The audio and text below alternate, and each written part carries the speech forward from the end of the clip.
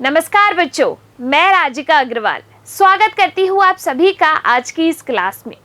यहाँ पर हम पढ़ रहे हैं कक्षा 10 का अध्याय नंबर 19 जिसका नाम है जैव विविधता और उसका वर्गीकरण।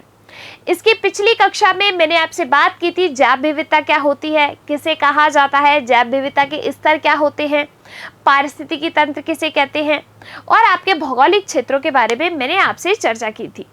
आज की इस क्लास में मैं आपसे बात करने वाली हूँ जीवों के वर्गीकरण की। तो जीवों का वर्गीकरण क्यों आवश्यक है, क्यों किया जाता है, कैसे किया जाता है, तो इसके बारे में आज आपसे यहाँ पर मैं बात करने वाली हूँ। देखिए, जैसा कि हमें पता है कि बहुत सारे जीव जो है इस पृथ्वी पे है। अब सारे जीवों को एक साथ पढ़ना तो अपने मुमकिन नहीं है कि सारे जीव लिए और सभी के बारे में एक साथ पढ़ लिया। तो क्योंकि हम अगर सारे जीवों को एक साथ पढ़ेंगे तो अपने को जटिलता आ जाएगी, इसीलिए जीवों को उनकी समानता और विभिन्नता के आधार पर अलग अलग समूहों में बांटा जाता है। जैसे आप अपने घर में राशन लेकर आते होंगे, राशन लेके आते हो तो तुम्हें पता है कि तुम कुछ डिब्बे में दाल रखते हो, कुछ डिब्बे में कोई अनाज रखते हो, कुछ डिब्बे में आप सब्जियां रखते हो और कुछ डिब्बे में मसाले रखते हो। यानी कि सब जो है आपके एक श्रेणी बना बना के, एक समूह बना बना के आपने क्या कर दिया, उन चीज़ों को रख दिया जिससे आपको जटिलता नहीं आई। आपने खाना पकाया, आपने वहाँ से वो चीज़ें ली और खाना पका लिया। इसी तरीके से ये जो सारे जीव है इनमें कुछ समानताएं होती है, कुछ विभिन्नताएं होती हैं। उसी के आधार पर इनको समूहों में बांटा जाता है जिसे अपन क्या कहते हैं, वर्गीकरण कहते हैं। अब ये क्यों आवश्यक है भाई, एक साथ पढ़ेंगे तो बड़ा नामुमकिन सी चीज हो जाएगी, इसीलिए इसको सरल बनाने के लिए आपके वर्गीकरण किया जाना आवश्यक है।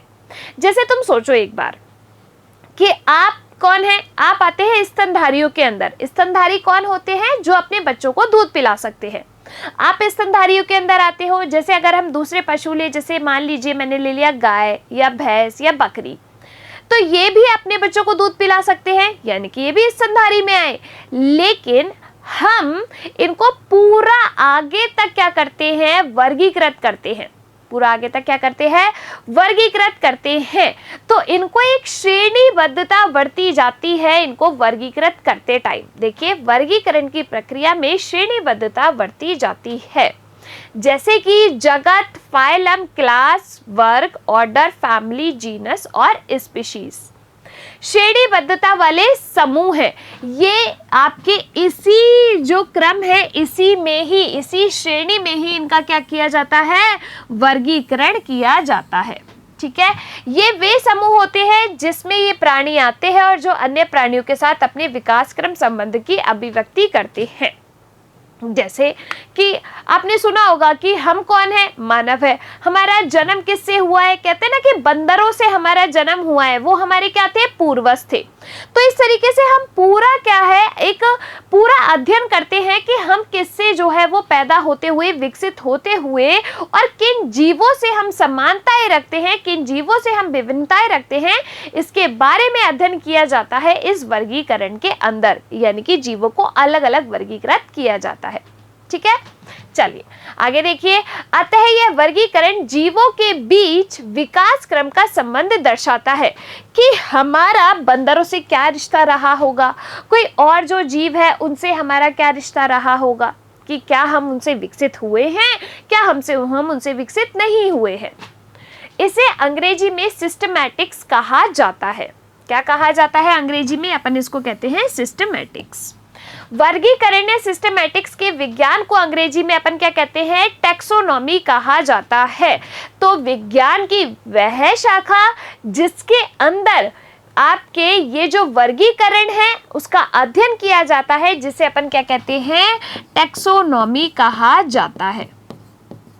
ठीक है भाई, तो एक नंबर में अगर आपका क्वेश्चन आ गया तो क्या लिख के आएंगे, टैक्सोनॉमी की परिभाषा आप, कि विज्ञान की वह शाखा जिसके अंदर जीवों के वर्गीकरण का अध्ययन किया जाता है उसे अपन कहेंगे टैक्सोनॉमी। अब अपन यहाँ पर बात करते हैं हमारी, यानी कि मनुष्य की। तो देखो, जो मनुष्य होता है उसका जो वैज्ञानिक नाम है वो क्या है, होमो सेपियंस। आप कहोगे कि मैम ये वैज्ञानिक नाम क्या होता है, तो देखो अभी इसके बारे में अपन अब चर्चा करते हैं। देखो भाई, आप मान लो कि कोई बीमारी है, उसको आपके घर में कुछ और बोलते होंगे, या कोई मान लो खाने की चीज़ है, उसको आपके घर में कुछ और बोलते होंगे। लेकिन अगर आप नाना के जाए या कि दादा के जाए या मामा के जाए, कहीं पर भी जाए, तो हो सकता है वहाँ पर उसको चीज़ को कुछ और बोले। आप मान लो कि किसी दूसरे गांव में, किसी दूसरे शहर में जाओ, तो हो सकता है वहाँ पर उस चीज़ को कुछ और बोला जाए। तो हर चीज के बहुत सारे नाम होते हैं, लेकिन उन सभी का एक विशेष नाम होता है जिसे उसे पूरे संसार में जाना जाता है। उस नाम को अपन क्या कहते हैं? वैज्ञानिक नाम कहा जाता है। क्या कहा जाता है? वैज्ञानिक नाम कहा जाता है। तो ऐसे ही मनुष्य जो है उसका वैज्ञानिक नाम क्या होता है? होमो सेपियंस होता है।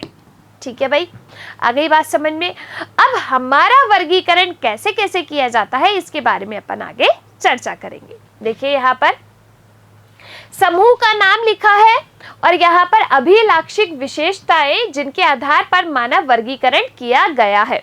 तो देखो, सबसे पहले जगत लिखा है कि हम किस जगत के अंदर आते हैं? एनिमेलिया के अंदर आते हैं। एनिमेलिया का, एनिमल का मतलब हिंदी में क्या होता है? जानवर। तो यानी कि एनिमेलिया जो जगत है, आपके एनिमेलिया जगत के अंदर क्या आएंगे? सभी जीव और जानवर आ जाएंगे। सभी कौन आ जाएंगे? जानवर, यानी कि बहुकोशिकीय, जो कि यूकैरियोटिक होंगे। अब आपको यहाँ पर कुछ शब्द देखने को और सुनने को मिलेंगे, प्रोकैरियोटिक और यूकैरियोटिक। एक कोशिकीय, बहुकोशिकीय पिछली वाली कक्षा के अंदर मैंने आपको बता दिया। अब मैं यहाँ पर आपको एक बार बता देती हूँ कि आपके प्रोकैरियोटिक और यूकैरियोटिक क्या होते हैं, जिससे आपको बाद में कोई दिक्कत नहीं आए। ठीक है, देखो, एक आपके होते हैं प्रोकैरियोटिक और दूसरे आपके कौन होते हैं? यूकैरियोटिक। दोनों में क्या अंतर होता है? तो जो प्रोकैरियोटिक होते हैं ना, उनके अंदर सुविकसित केंद्रक और बहुत सारे कोशिका अंग मौजूद नहीं होते हैं।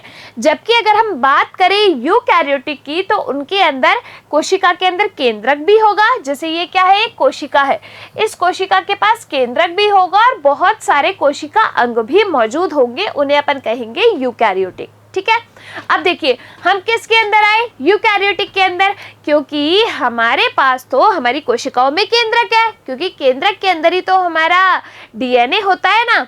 तो यानी कि एनिमेलिया, जिसमें आपके क्या आ गए? सभी जंतु। तो आपका जो मानव है, यानी कि हम लोग हैं, वो किस जगत में आते हैं? एनिमेलिया जगत के अंदर आते हैं। फिर बात करें अपन फाइलम की।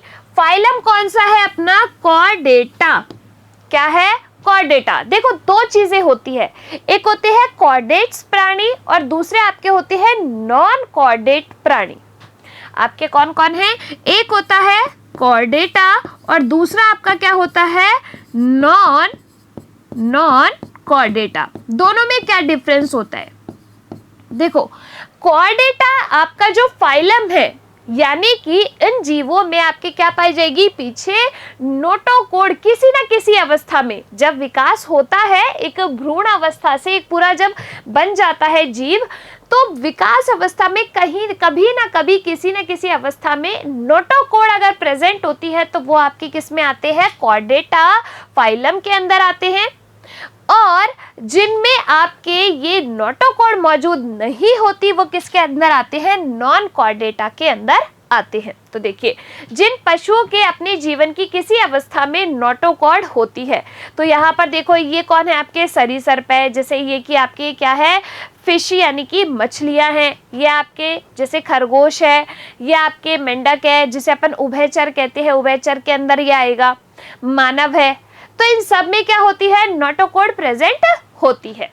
आगे बात करें अब यहाँ पर, तो देखिए यहाँ पर अब आता है वो फाइलम। तो हम किस सब फाइलम के अंदर आते हैं? वर्टिब्रेटा के अंदर आते हैं। वर्टिब्रेटा का मतलब क्या होता है? जिनमें रीढ़ की हड्डी पाई जाती है, वो सारे जानवर, सारे जीव किस में आएंगे? वर्टिब्रेटा के अंदर आएंगे। जैसे कि आपके मछली है, खरगोश है, मेंढक है, हम हैं, हम सब में क्या है? पीछे रीढ़ की हड्डी है ना, कशेरुक दंड मौजूद है ना अपना, तो इसीलिए हम किसके अंदर आएंगे? वर्टिब्रेटा के अंदर आएंगे। क्लास यानी कि मैमेलिया। अपनी जो क्लास है वो कौन सी है? मैमेलिया। मैमेलिया का मतलब होता है स्तनधारी। क्या मतलब होता है इसका? स्तनधारी, यानी कि जो अपने बच्चों को दूध पिला सके उनको अपन कहते हैं मैमेलिया यानी कि स्तनधारी। जो जंतु अपनी संतानों को दूध प्रदान करने के लिए स्तन ग्रंथियों का प्रयोग करते हैं, जैसे कि आपके खरगोश हो गया, जैसे कि आपके कोई जो है कुत्ता हो गया, या कोई अपने खुद ही हो गए, या गाय हो गई, ये सब कौन है? आपके मैमेलिया क्लास के अंदर आते हैं। क्यों?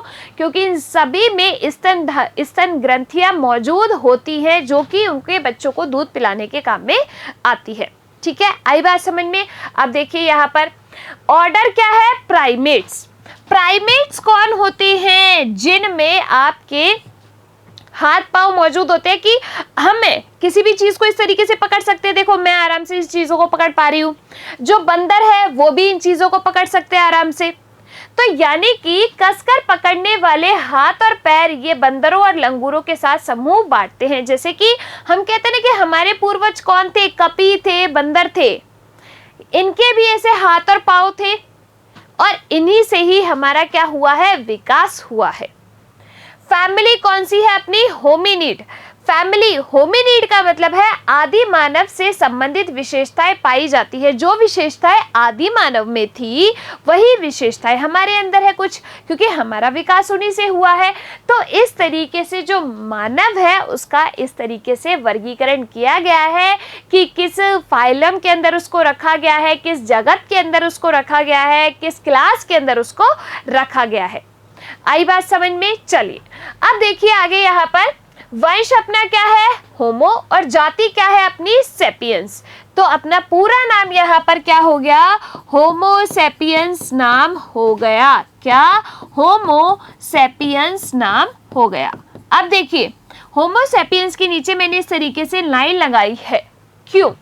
तो ये मैं आपको बताऊंगी अगली क्लास में, क्योंकि वहां पर हम पढ़ने वाले हैं कि जब जीवों का वर्गीकरण किया जाता है तो उसके नियम क्या है। ठीक है, यहाँ पर इस तरीके से इन नाम के नीचे ये वाला जो नाम है वो किसका है? हमारे वंश का है, और ये वाला जो नाम है वो मानव की जाति का है। ठीक है, ये जीनस है और ये आपके स्पीशीज है। ठीक है, वंश और जाति के नाम के नीचे अलग अलग अपन अंडरलाइन कर देते हैं। ये आपके वर्गीकरण का एक नियम है। वर्गीकरण के 3 प्रभाव क्षेत्र, आर्किया, यूकैरिया और आपके बैक्टीरिया। आर्की बैक्टीरिया एक कोशिकीय वाले जीव होते हैं। जितने भी आपके बैक्टीरिया होते हैं वो क्या है? एक कोशिकीय जीव है। क्या है? एक कोशिकीय जीव है, यानी कि इनका जो शरीर होता है वो एक कोशिका से बना होता है।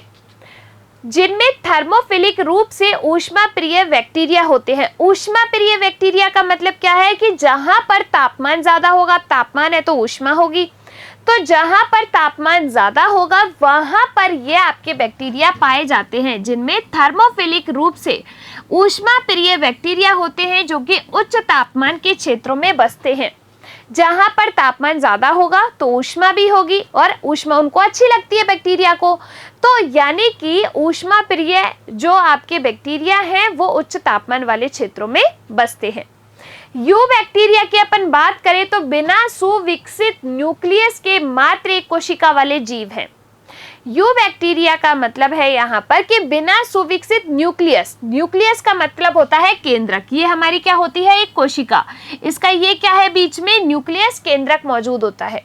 लेकिन यू बैक्टीरिया के अंदर क्या होगा?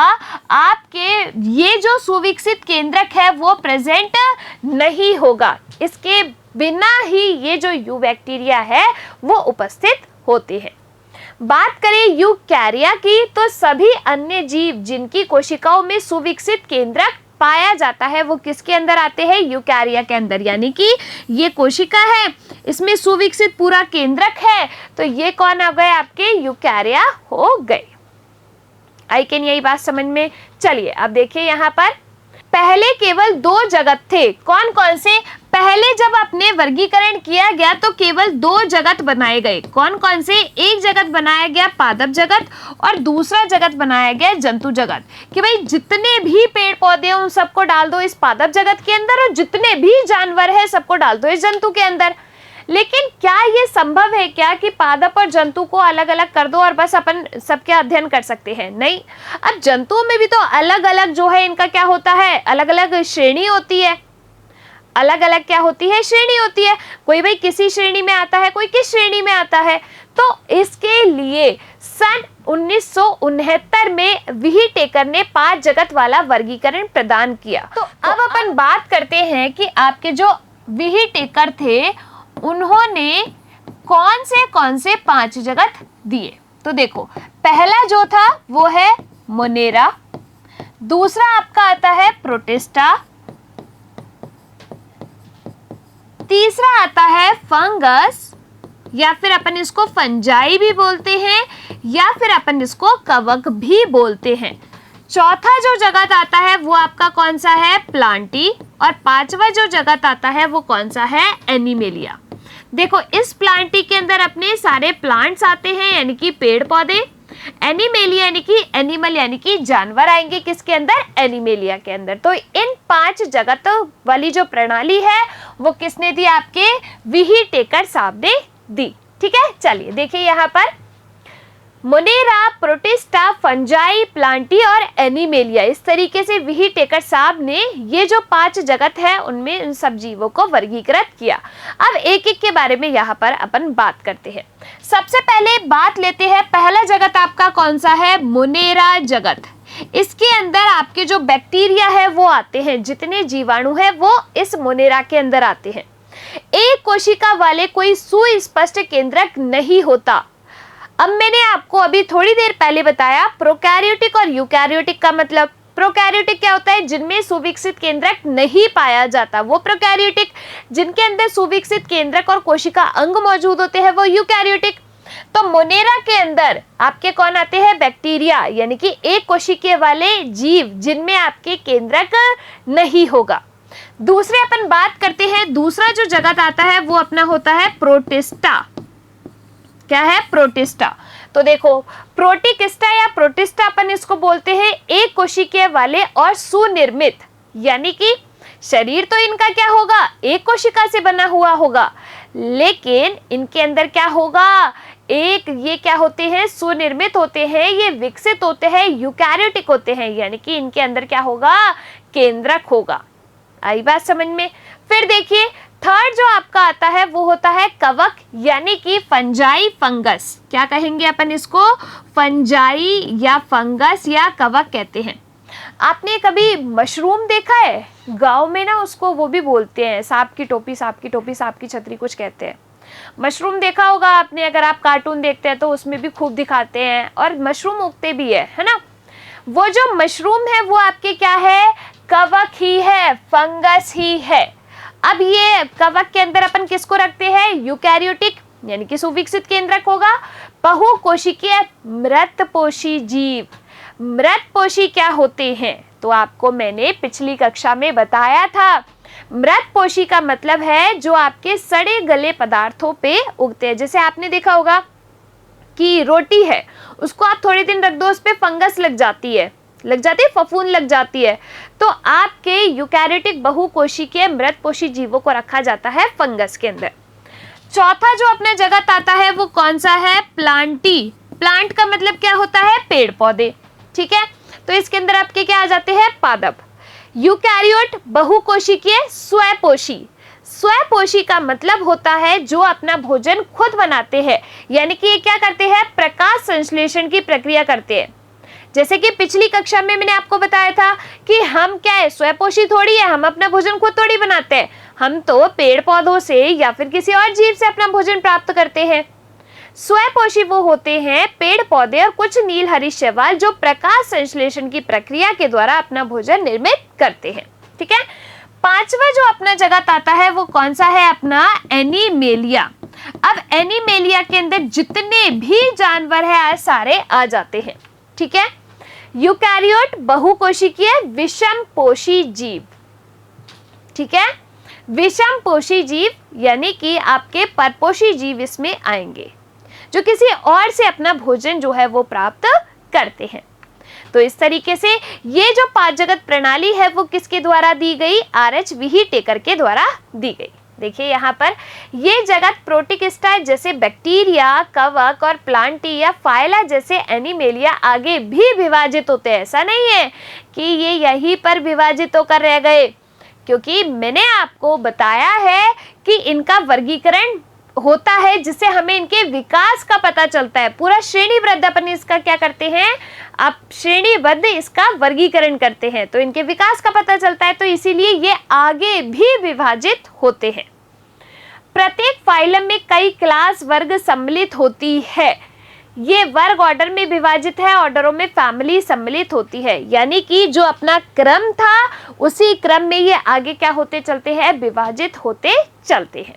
तो ये हुआ आज की इस कक्षा का हमारा ये टॉपिक कंप्लीट। टॉपिक क्या है अपना, यहाँ पर था कि जीवों का वर्गीकरण कैसे किया जाता है और क्यों किया जाता है। ठीक है, तो देखिए चलिए आज की इस क्लास में हमने बात की जीवों के वर्गीकरण की। तो जीवों का वर्गीकरण आवश्यक है क्योंकि जिससे हम उन्हें समूह में रख के अलग अलग उनका अध्ययन जो है वो कर सकते हैं। इसको अपन क्या कहते हैं, वर्गीकरण को इंग्लिश में कहा जाता है सिस्टमैटिक्स, और जिस शाखा के अंदर इसका अध्ययन किया जाता है वर्गीकरण का उसे अपन क्या कहते हैं, टैक्सोनॉमी कहते हैं। अब इन जो सभी जीव हैं इनको एक श्रेणीबद्ध समूहीकृत किया जाता है, इसे ही अपन वर्गीकरण कहते हैं। आपके जो व्हीट टेकर थे उन्होंने 5 जगत प्रणाली दी, क्योंकि पहले तो केवल 2 जगत प्रणाली थी, द्विजगत प्रणाली, केवल पादप जगत और जंतु जगत। बाद में व्हीट टेकर साहब ने 1969 के अंदर 5 जगत प्रणाली दी, मोनेरा, प्रोटिस्टा, फंजाई, प्लांटी और एनिमेलिया। इस तरीके से 5 जगत प्रणाली के अंदर सारे जो जीव है, प्लांट है, उनको आपके क्या किया गया, वर्गीकृत किया गया। हमारी अगर हम बात करते हैं तो हम किसके अंदर आते हैं, मैमेलिया के अंदर आते हैं। मैमेलिया यानी कि स्तनधारी जो कि अपने बच्चों को दूध पिला सकते हैं, उनके अंदर स्तन ग्रंथियां मौजूद होती हैं। हम किसके अंदर आते हैं, प्राइमेट्स के अंदर आते हैं। जैसे कि हम किसी भी चीज को मजबूत पकड़ सकते हैं तो वो आपके क्या हुए, प्राइमेट्स हुए। बात करते हैं हम कॉर्डेटा के अंदर आते हैं, क्यों, हमारे अंदर नोटोकॉर्ड मौजूद होती है इसीलिए। ठीक है, हमारे अंदर कशेरुकदंड मौजूद होती है यानी कि रीढ़ की हड्डी मौजूद होती है। तो इस तरीके से हमारा पूरा ये जो वर्गीकरण है वो किया जाता है। हमारा जो वैज्ञानिक नाम होता है वो होता है होमो सेपियंस। होमो हमारे वंश का नाम है, सेपियंस हमारी जाति का नाम है। तो इस तरीके से यहाँ पर आज की अपनी ये क्लास पूरी होती है। मिलेंगे अपन अगली कक्षा में इसी के आगे के टॉपिक के साथ। तब तक आप लोग खुश रहिए, स्वस्थ रहिए। धन्यवाद।